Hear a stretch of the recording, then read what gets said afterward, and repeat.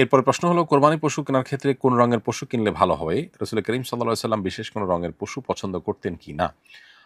উত্তর হলো যে, কোরবানি পশু কেনার ক্ষেত্রে বিশেষ কোনো রঙের পশু কোরবানি করা উত্তম এমনটি সাব্যস্ত হয়নি। বরং যেকোনো রঙের পশুই আমরা কোরবানি করতে পারি। সকল রঙের পশুই আল্লাহ রাব্বুল আলামিনের সৃষ্টি এবং সকল রঙই আল্লাহ তাআলার সৃষ্টি।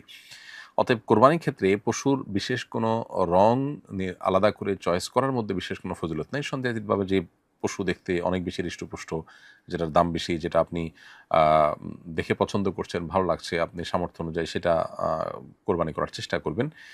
আ রঙের ক্ষেত্রে কোনো প্রকার তারতম্য বা আপনার ভিন্নতার কারণে, শুধু রঙের ক্ষেত্রে ভিন্নতার কারণে সওয়াব বা ফজিলতের মধ্যে ভিন্নতা হবে না।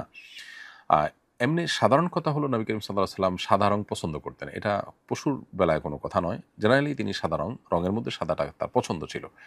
এবং ইমাম নবী রাহিমাহুল্লাহ বলেছেন, সাদার পরে হলুদ, তারপরে আপনার মাটি জাতীয়, এরপরে ধারাবাহিকভাবে বিভিন্ন রংকে আপনার পছন্দনীয় বলা হয়েছে। এটা জেনারেল কথা।